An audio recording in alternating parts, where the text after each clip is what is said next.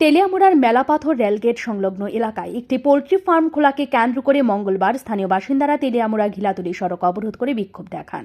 Farm থেকে ছড়ানো দুর্গন্ধ এবং অস্বাস্থ্যকর পরিবেশের অভিযোগ তুলে তারা প্রশাসনে হস্তক্ষেপ দাবি করেন। অভিযোগ অনুসারে 2023 সালে অনিতা দেবনাথ নামে এক মহিলা মেলাপাথর এলাকায় একটি জমি কিনে সেখানে পোল্ট্রি ফার্ম স্থাপন করেন। তবে যথাযথ পরিষ্কার পরিচ্ছন্নতা বজায় না রাখায় ফার্ম থেকে ছড়ানো দুর্গন্ধে এলাকাবাসী অতিষ্ঠ হয়ে ওঠেন। এর ফলে সেই বছরই স্থানীয়রা তেলিয়ামুড়া মহকুমা শাসকের কাছে স্বাক্ষর সম্বলিত অভিযোগপত্র জমা দেন। স্থানীয়দের দাবি, তখন প্রশাসনের তরফ থেকে ফার্মের মালিককে তলব করে ফার্ম বন্ধ রাখার নির্দেশ দেওয়া হয়েছিল, কিন্তু কিছুদিন পরই ফার্মটি পুনরায় চালু করা হয়। এতে বিরক্ত হয়ে মঙ্গলবার এলাকাবাসী রাস্তায় নেমে আসেন এবং তেলিয়ামুড়া ঘিলাতুলি প্রধান সড়ক অবরোধ করেন। ঘটনায় কেন 2 বছর আগে পোল্ট্রি ফার্ম দেওয়া হয়েছে, নতুন জায়গা কিনেছি।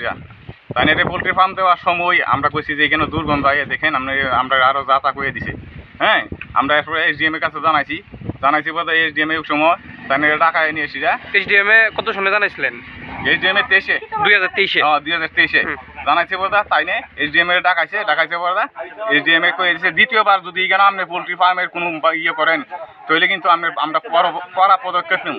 তখন তাই না এখানে SDM এর কাছে মাপ টাপ চাইছে, না স্যার আর করতাম না আমি। এরপরে তাই না কদিন পরে আবার এই মুরুখ টুরুক তুললা ইয়ে করছে, দুনিয়ার মানুষ এইদিকে দুর্গন্ধ বাচ্চা কাচ্চা সবাই বমি টুমি করতে করতে একবার ইয়ে হয়েছে। আজকে কি করছেন আপনারা? আজকে এখানে ওই কারণে আমরা এখানে পথ অবরোধ করা হয়েছে, যাতে এক হইলে এখানে পোল্ট্রি ফার্ম থাকবো, নয়তো এখানে এলাকাবাসী থাকবো। শুধু আমরা এতটুকু দাবি, অনেক প্রশাসনে আয়োগ এখানে এসে আমরা এই সমস্যাটা সমাধান করানোর চেষ্টা করব। অবরোধের কারণে দীর্ঘক্ষণ যান চলাচল বন্ধ হয়ে যায় এবং বহু গাড়ি আটকে পড়ে। বিক্ষোভকারীদের দাবি, প্রশাসন যেন দ্রুত হস্তক্ষেপ করে এবং ফার্মটি স্থায়ীভাবে বন্ধের ব্যবস্থা নেয়।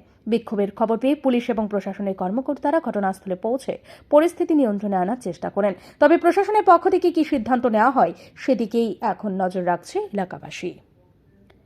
ব্যুরো রিপোর্ট, ঋদ্ধি নেটওয়ার্ক।